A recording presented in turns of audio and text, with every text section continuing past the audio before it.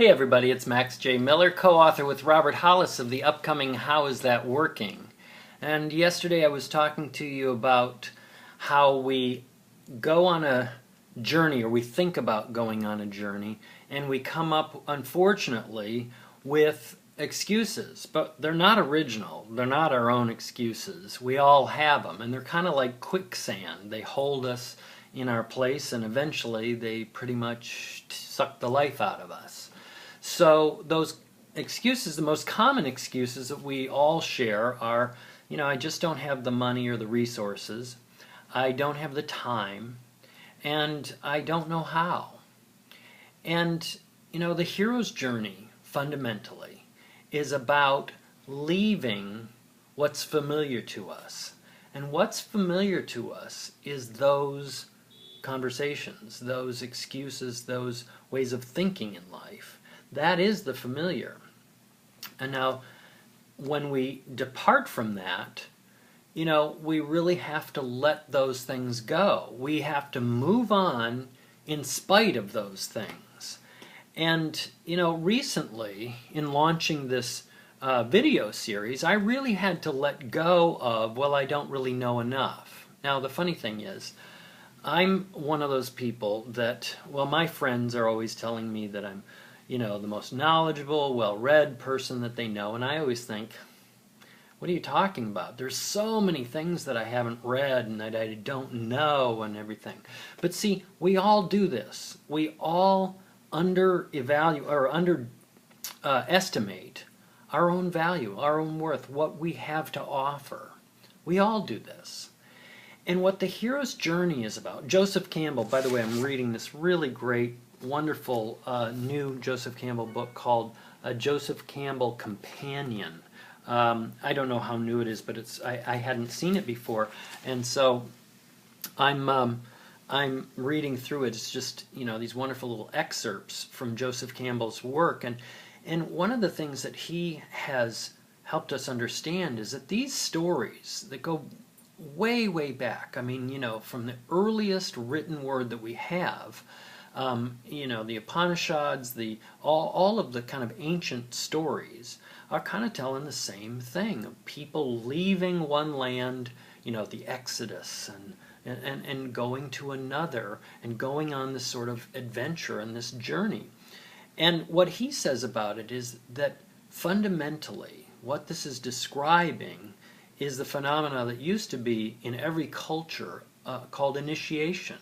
The tribal initiation, where someone left childhood in a clearly demarcated, experience, and they would typically make this transition by being pulled away from their community at at a coming of age time deemed appropriate. So, usually probably anywhere from 10 to 13 or 14. And they would be taken away as a group, as a class, and go through initiation experiences, sometimes lasting a year. And then when that process was done, the surviving members of that initiatory class would come back, and they would be brought back into the community and reinserted into the community as adults, as partners, as full-fledged participating members, citizens of that community. And that's really what the hero's journey is all about. It's about, like Jesus, or like in the Bible, I think it's in 1 Corinthians, it says, when I was a child, I thought as a child, I, saw as a child, but when I became an adult, I left those childish ways behind me. I put away childish things.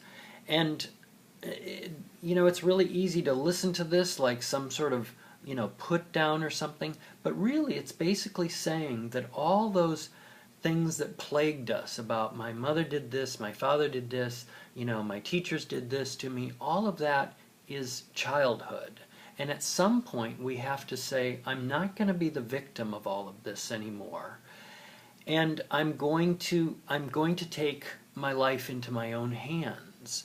Martin Heidegger talked about coming into oneself, about taking hold of oneself, of being one's own. Geitlich was the German word that he used, and it's just about just taking possession of oneself. And that's this pop that we're talking about, this sense of, if it is to be, it's up to me. And that's what the hero's journey is all about. And so I'm going to continue to invite you to be in a conversation and an exploration with me about what is it going to take for that to happen in your life, about the things that perhaps you're complaining about right now. And maybe not dramatically, but they're in the background. They're ongoing complaints that what you're saying is that if only such and such, my life could be better. Or, my life is the way that it is because.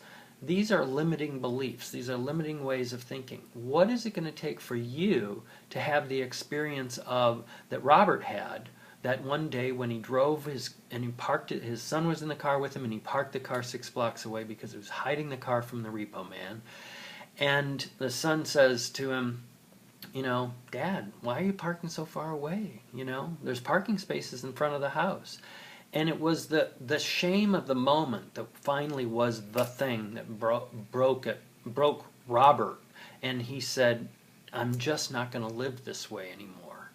And everyone who's ever made that shift, and just from the inside out, in other words, not the external world demanding it of them, but if the shift has come from within, it's been some little thing that causes them just to snap, and it's, if you were to describe it to somebody else, you'd have a hard time describing how it was that one little event was the turning point. But I invite you to look, and remember, we're looking for inspiration or desperation. Either one will work. And you want to be looking at what is it going to take for me to make that move, to in earnest begin to move towards the life of my dreams. Or am I going to just stand here in the quicksand and settle? And the end of that, very simply, is a suffocation, a death. But that, maybe that seems dramatic, but that's essentially what's happening to us spiritually if we decide that we're going to just cocoon and stay put and not move on. Scott Peck wrote about that brilliantly in A Road Less Traveled, another great book that I recommend for you sometime. Thanks for listening. Interact with me. I look forward to more interaction with you. God bless. Bye-bye.